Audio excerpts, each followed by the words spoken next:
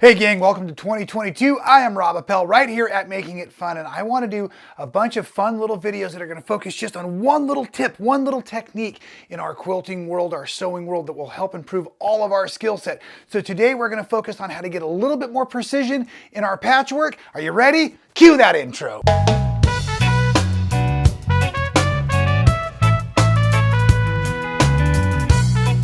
That is right. Welcome to 2022, everybody, and Making It Fun. We are super excited to see all of you here again for yet another awesome video. If it's your first time, welcome. Often we're inside of quilt shops having a fun little tour, and when we're not there, we're here in the studio having a blast, and I'm doing my best to not only promote the use of basics and Michael Miller fabrics, but also to support a bunch of our wonderful quilt shops out there by teaching why I love to quilt and so much. And yes, I am this passionate because I am this wound up, and I've only had 1 or 2 coffees so far today. And I'm going to make these videos normally really short. So this is kind of the intro to the short videos, so that's already taken longer than it should.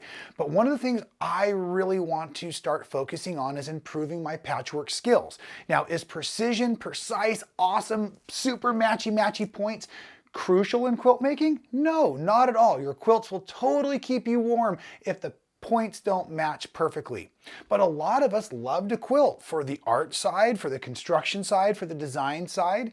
And so I think when we're doing something, we should always put our best foot forward. And one of the things I want to start doing is improving my skills with my patchwork. I started as an applique quilt artist, and now as I'm honing in on, especially on teaching patchwork. So today you see this, we are taking a small intermission from the tutorial that you probably saw a few weeks ago while I'm filming that on the perfect purple patchwork plaid, right? Don't say that again even. But what I want to focus on right this moment is on how to get your points to line up so nicely. And I often use the term nest your seams when I'm teaching in the videos. Well, what does that really mean? And most of the time I don't slow down enough so that you can really see with the camera work. So right now, what we're going to talk about is getting our seams to cross over or nest to allow our sewing efficiency, as well as to really know we're accurately lining up our patchwork pieces so that we have fantastic union within our different colors in our project. So to make that happen, it's really all in the ironing process and the setup. So what you can see real quick here is that each and every one of the seams in this particular strip set row and in this particular strip set row, they're all heading in the same direction right now. So a part of getting your seams to nest is pre-planning when you're looking at your fabric choices and the construction from within your pattern. Often you hear us say, press to the dark side, and that's to keep so that when you bulk up your seams, if you had a real light fabric, you don't get bleed through of the seam showing through in the patchwork on the other side.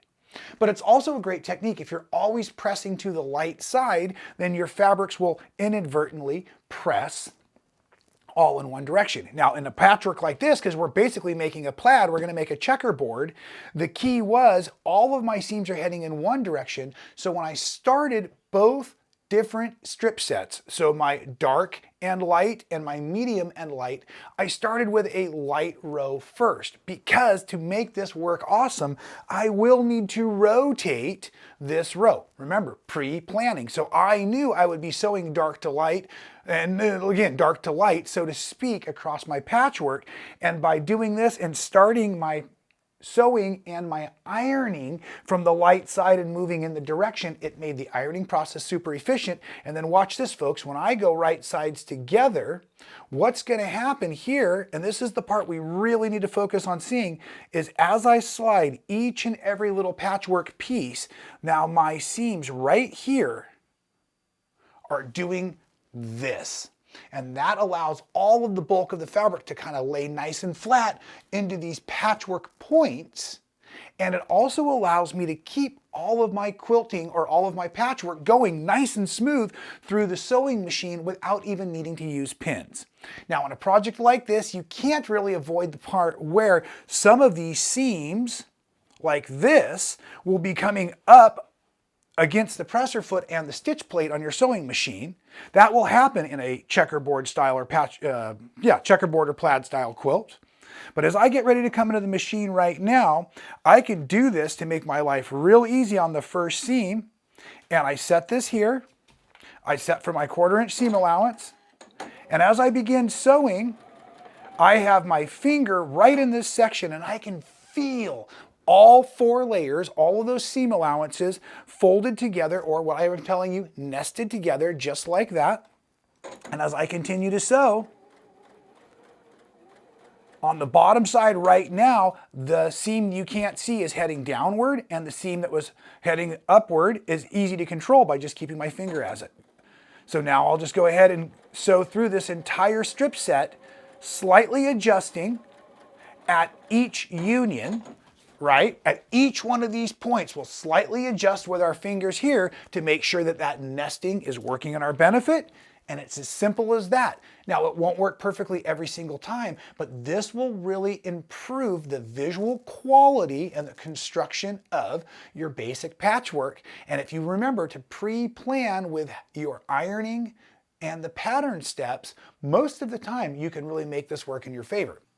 So please continue to follow along with me here at Making It Fun, and often you'll hear me say that as I'm coming off the ironing board or heading into the machine. Remember, today we're going to nest our seams. This is exactly what I'm talking about, getting those fabrics to fold in opposite directions, those seam allowances, working in our favor on both sides of our patchwork as we continue to build and grow. So thank you very much for this super short and quick tip video right here at Making It Fun. We'll see you again next week.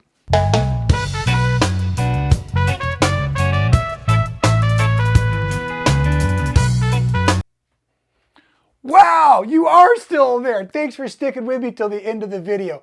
I know, I get a little long-winded sometimes. But if you did enjoy today's video, make sure you check out a few of the other ones we've created.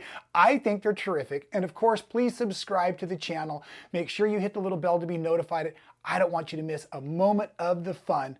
Stay safe and happy sewing.